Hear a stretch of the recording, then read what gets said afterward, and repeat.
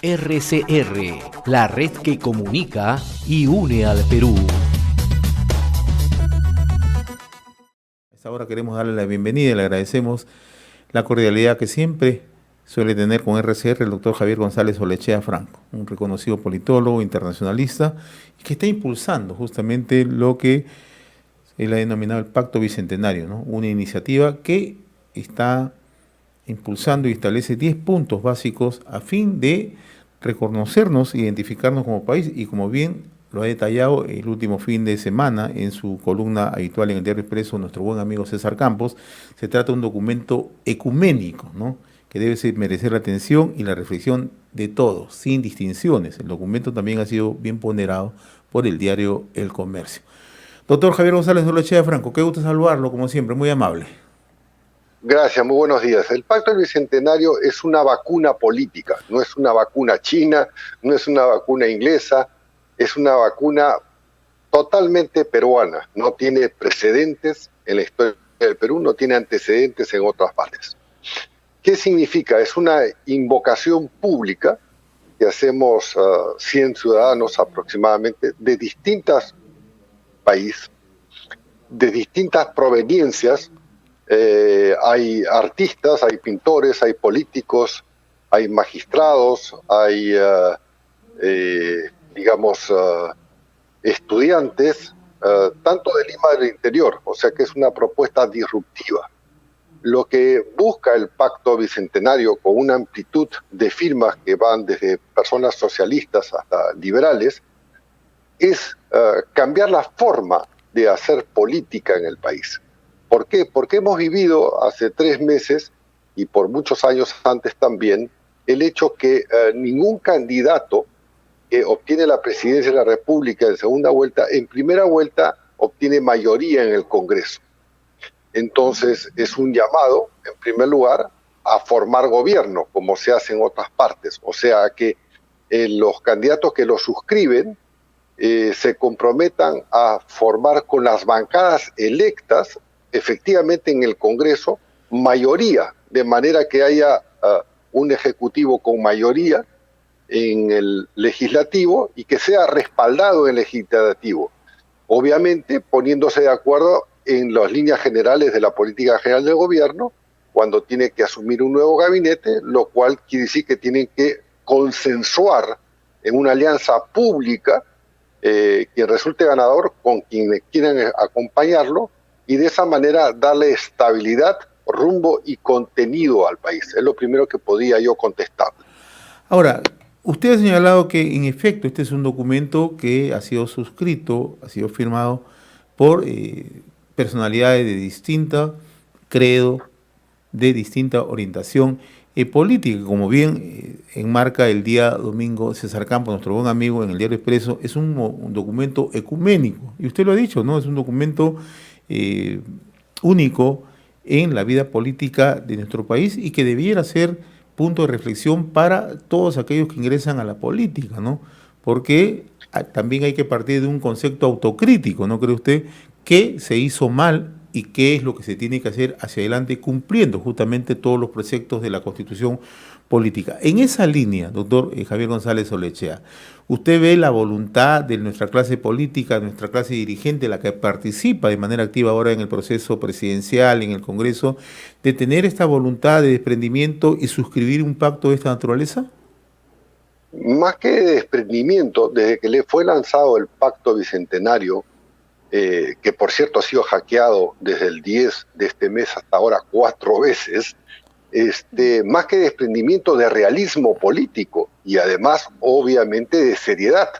¿Por qué de realismo político? Porque las circunstancias indican que nadie va a obtener mayoría. Entonces, si gana el señor Sánchez, por así decirlo, tendrá 30 parlamentarios. ¿Cómo va a hacer para presentarse ante el gobierno y evitar que se tumben a ministros y tener nosotros 40 ministros en 2 meses? Va a decir, es inviable que cualquiera que gane, pueda gobernar dándole estabilidad, contenido, como ahí se afirma en el pacto, porque hay una serie de aspectos de contenido, priorizando salud, priorizando educación, infraestructura, combate contra la corrupción, y darle al país oportunidades de desarrollo y obviamente sin exclusiones. Hay novedades que jamás habrían firmado en otra oportunidad esta invocación pública, el respeto no solamente a la biodiversidad, sino a las culturas ancestrales. Cuando se critica al Parlamento de que Otorongo no come Otorongo, ahí claramente se especifica que quien resulte ganador de la presidencia, hombre o mujer, se compromete a denunciar actos indebidos. Va a decir, no solamente ponerlo a disposición de la Fiscalía y retener ministros 3 años u 8 meses que están cuestionados. Hay una serie de innovaciones para cambiar la forma como se gestiona la política en el Perú. Es indispensable realmente que el país tome conciencia. Si bien yo he sido el autor intelectual de la idea, pero el pacto a mí no me pertenece, ¿vale? Si ha sido suscrito por 100 personas, donde hay una buena cuota de gente joven y del interior del país, está el rector de la Universidad de Arequipa, hay, en fin, gente de distintas proveniencias, y hoy le corresponde, bueno, a los medios, gracias a ustedes y otros medios, levantarlo y pedirle a los candidatos cuál es su opinión, que lo suscriban, y que si no lo suscriban, que digan por qué no lo suscriben, por qué no se comprometen, ya que dicen que van a gobernar para todos. ¿Cómo lo van a hacer si van a tener minoría en el Parlamento? Nadie va a tener 66 parlamentarios. Entonces, y si no lo hacen, que digan que objetan del pacto, que tiene, y yo invito a que lo visiten en pactobicentenario.com, ¿qué es lo que objetan? Han sido 16 versiones para llegar a este texto final, 2 meses de trabajo, y es una propuesta totalmente disruptiva, por así decirlo, es la política peruana, ¿no? Un término que a mí me gusta hace muchos años y sobre el cual trabajo, la era disruptiva. Entonces, dicen que quieren gobernar para todos. ¿Cómo lo van a hacer? Sin parlamento. Entonces, que hagan alianzas formales, y entonces que se comprometan esas alianzas formales como en otras partes. En Bélgica, por ejemplo, no se forma gobierno durante un año y no pasa nada. Va a decir, en otros países se forma gobierno. La señora Merkel en Alemania suma verdes, naranjas, morados, amarillos, negros y azules, y hace mayoría y gobierna. Entonces hay que cambiar la forma y no repartijas, llamando a gente ilustre que no tiene respaldo en el Parlamento. Ahora, dentro de esta situación que vivimos en el país, ¿no? Una polarización permanente, enfrentamientos permanentes, ¿no? Y yo ayer conversaba con usted previa a esta conversación, y yo le decía que yo particularmente estoy sorprendido porque en los últimos 40 años en el país, y usted lo ha graficado bien, en realidad no hemos encontrado una senda que nos permita caminar como país dentro de la institucionalidad política fundamentalmente, ¿no?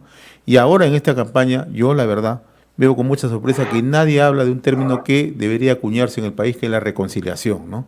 Somos un país enfrentado, pero nadie quiere reconocerlo, ¿no? Muy por el contrario, parece ser que hay sectores, ¿no?, y que intentan que sigamos enfrentados para seguir ganando espacios o seguir ganando, digamos, un nivel de mayor proximidad política, ¿no? ¿Cómo entender esta situación cuando hay propuestas que pueden generar justamente un estado de estabilidad en el país? ¿Cómo entender esa situación? ¿Cómo entender esa actitud desde la miopía? Vale decir, aquellos que quieren ganar algo, entre comillas, que lo único que van a ganar es el repudio, fomentando el egoísmo, el individualismo, y no sumando a un esfuerzo. Nadie dice que tienen que estar de acuerdo en todo, pero cuando se conforma una alianza formal, no una repartija, entonces tendrán que firmar una alianza sobre los puntos en los que están de acuerdo. Por ejemplo, cuando un gabinete se estrena y va a pedir el voto del Parlamento, ese discurso es aprobado en el Consejo de Ministros. Si ese Consejo de Ministros está formado por partidos que otorgan mayoría, tienen que ponerse de acuerdo, y obviamente lo que no se ponen de acuerdo será excluido. Entonces se centra la política, se le da estabilidad y se cambia la forma de hacer política. Entonces, muchos candidatos dicen que van a gobernar para todo el Perú y que quieren el progreso social, pues hay que preguntarle cómo hacerlo.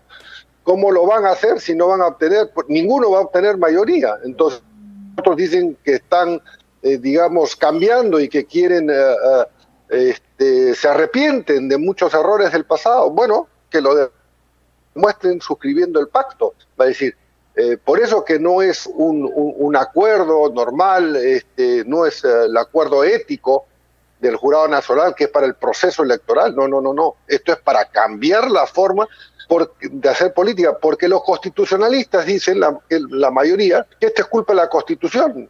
Hemos tenido 13 constituciones, 11 bicamerales, una unicameral, y esto no es así, porque en otros países se prevé claramente que no van a tener mayoría y entonces se conforma gobierno. Lo que se dice, formar gobierno con mayorías, con alianzas formales, y que cada uno se haga cargo, ya 6 o 7 bancadas se haga cargo de lo que apoya y lo que no apoya. ¿Cuál no quiere decir que el Parlamento vaya a abdicar de su rol fiscalizador, pero cambiar la manera de relación entre el Poder Legislativo y el Ejecutivo? Y entonces, obviamente, los votos van a ser los que decidan, pero claramente emitidos, poniéndole la cara, poniéndole el apellido, poniéndole la agrupación y el nombre de quienes conforman una mayoría y quienes no van a adherir a la mayoría y en todo su derecho a hacer fiscalización.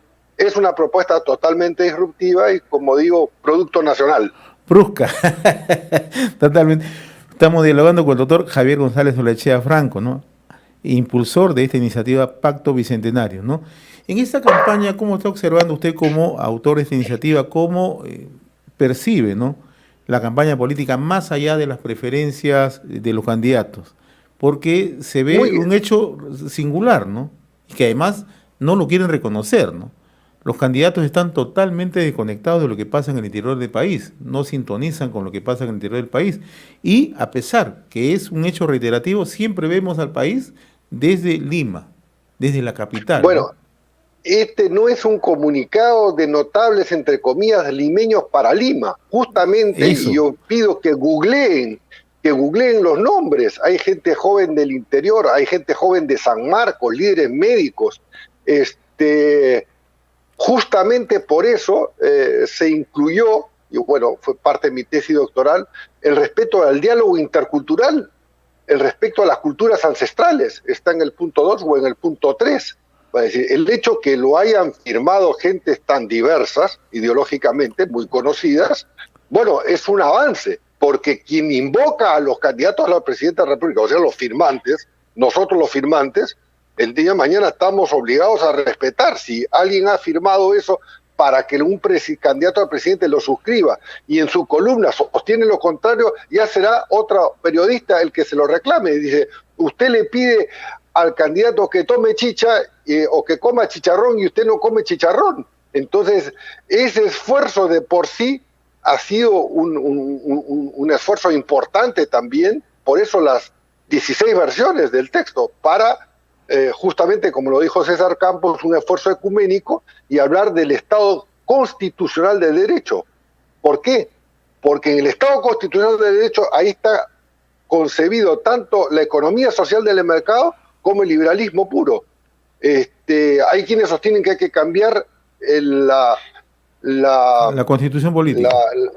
La constitución política o el capítulo económico. Yo quisiera recordar que con esta constitución política, y yo no me opongo al debate constitucional ni a la reforma constitucional, habría que discutir qué, pero con esta constitución política tenemos empresas del Estado, tenemos Talara y tenemos Sedapal y otras tantas, de manera que no hay necesidad de hacer grandes reformas en materia política, ya que no se ha podido hacer todas las reformas que fueron planteadas, sino de cumplir con el pacto. El pacto es una cosa concreta, y ahí está, no hay que legislarlo, no hay que nada, sino que lo suscriban y que lo cumplan. Como una simple curiosidad, doctor Javier González Olechea, ¿usted ha sido consultado, lo ha llamado a algún representante de alguna agrupación política que participa, algún candidato a lo mejor? Mire, con toda sinceridad, no. Bueno, siempre con la sinceridad por delante. Lo que he hecho es tomar la iniciativa.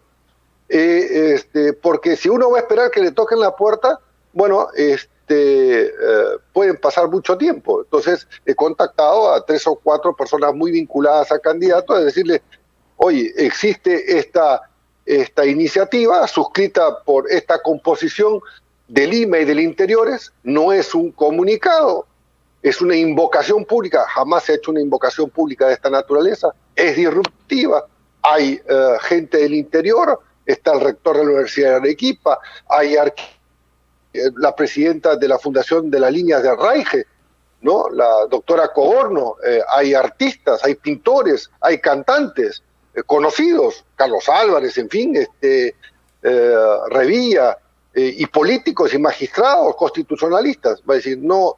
Entonces, les he dicho, anímense, habla con tu candidato que lo lea bien, y entonces, si no, que diga por qué no lo firma. Pero serán los medios, serán ustedes quienes cuando llamen a los candidatos o las cabezas de lista le digan, oye, ¿usted conoce el pacto? Y me dice, bueno, léalo, pues, aquí está, pactobicentenario.com, lea el contenido, lea lo que suscribe, y por cierto, toda la ciudadanía lo que puede hacer es, los que nos escuchan, buscarlo en el link pactobicentenario.com y reproducirlo en las redes, porque lo que hoy manda son también, además de los medios, las redes, o sea, hacer lo propio y pedirle a otros que lo publiquen y que lo pongan en su cuenta Twitter, y de esa manera, bueno, si la montaña no viene a Mahoma, o Mahoma no viene a la montaña, no recuerdo bien cómo es, uno va al otro. Entonces, en este caso, bueno, yo sí he llamado y estoy buscando puentes para, como otra gente que me está ayudando ahora, a que les llegue la propuesta a los candidatos y lo adhieran con una cuenta Twitter. No hay que ir a firmar nada, no hay una ceremonia, no. Eso es por eso disruptivo. Ponlo en tu cuenta Twitter, adhiero al Pacto Bicentenario. Entonces, punto. Y se compromete. Y el día de mañana, bueno, serán los ciudadanos y los electores quienes le demandarán que lo cumplan. Es